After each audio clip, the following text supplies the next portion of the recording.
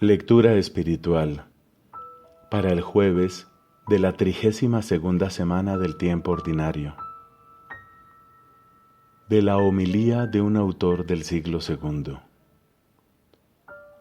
Dice el Señor: todo el día sin cesar ultrajan mi nombre entre las naciones. Y también en otro lugar: ay de aquel por cuya causa ultrajan mi nombre. ¿Por qué razón ultrajan el nombre de Dios? Porque nuestra conducta no concuerda con lo que nuestros labios proclaman. Los paganos, en efecto, cuando escuchan de nuestros labios la palabra de Dios, quedan admirados de su belleza y sublimidad, pero luego, al contemplar nuestras obras y ver que no concuerdan con nuestras palabras, empiezan a blasfemar diciendo que todo es fábula y mentira.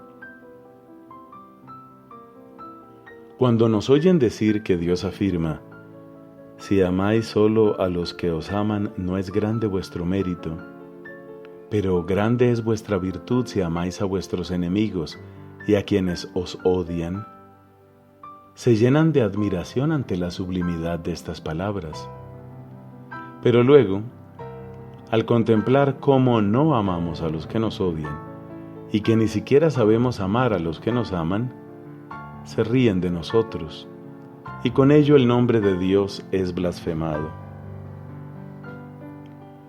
Así pues, hermanos, si cumplimos la voluntad de Dios, perteneceremos a la Iglesia primera, es decir, a la Iglesia espiritual, que fue creada antes que el sol y la luna.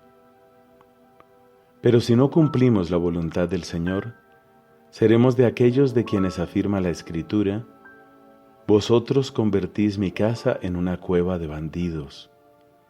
Por tanto, procuremos pertenecer a la Iglesia de la vida para alcanzar así la salvación. Creo que no ignoráis que la Iglesia viva es el cuerpo de Cristo. Dice en efecto la Escritura: creó Dios al hombre, hombre y mujer los creó. El hombre es Cristo, la mujer es la Iglesia. Ahora bien, los escritos de los profetas y de los apóstoles nos enseñan también que la Iglesia no es de este tiempo, sino que existe desde el principio. En efecto, la Iglesia era espiritual como espiritual era el Señor Jesús, pero se manifestó visiblemente en los últimos tiempos para llevarnos a la salvación. Esta Iglesia que era espiritual se ha hecho visible en la carne de Cristo, mostrándonos con ello que si nosotros conservamos intacta esta Iglesia por medio de nuestra carne, la recibiremos en el Espíritu Santo, pues nuestra carne es como la imagen del Espíritu y nadie puede gozar del modelo si ha destruido su imagen.